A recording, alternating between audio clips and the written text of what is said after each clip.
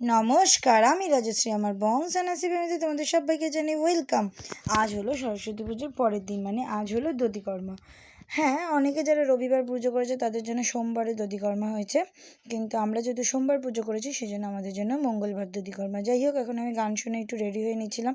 সকালবেলা উঠে গোপাল রাধারানী বাকি সব ঠাকুরকে পুজো টুজো দিয়ে, ঘরের সরস্বতী ঠাকুরকেও পুজো টুজো দিয়ে সুন্দর করে আজকে ভোগে দিয়েছি হচ্ছে খই, দই, দুধ, বাতাসা, খোলা আর জল।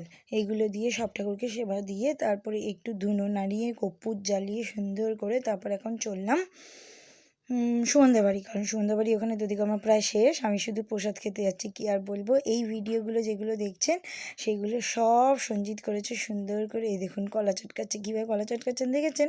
এরপরে কি আপনারা খাবেন? কিন্তু খাবেন, কারণ কি খুব ভালো হয়েছে। শুধু ও একা মেখেছে বলে না, সঞ্জিতও মেখেছে, সেই জন্য ভালো হয়েছে।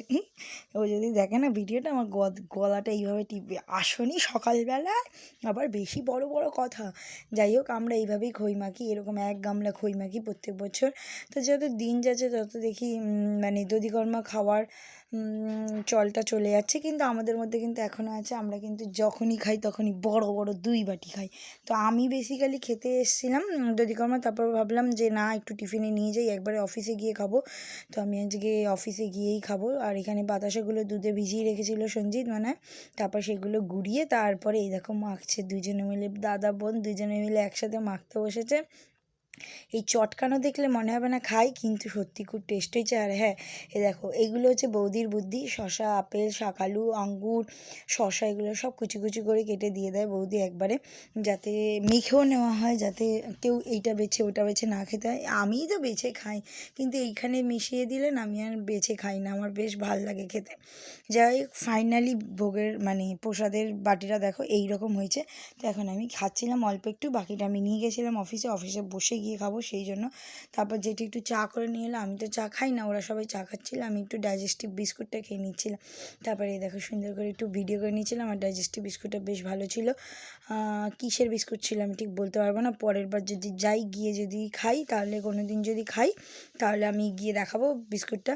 আর এখানে বলছিল আমাকে একটু থাপ্পড় মারবে, বলছে সকালবেলা আসেনি থাপ্পড় মারবে। দেখো, ছোটো বোন হয়ে দিদিকে বলছে থাপ্পড় মারবে। তারপর আমাকে অফিসে দিয়ে সঞ্জিত গেছিলো দিদিভাইয়ের বাড়ি, সেখানে দধিকর্মা শেষ।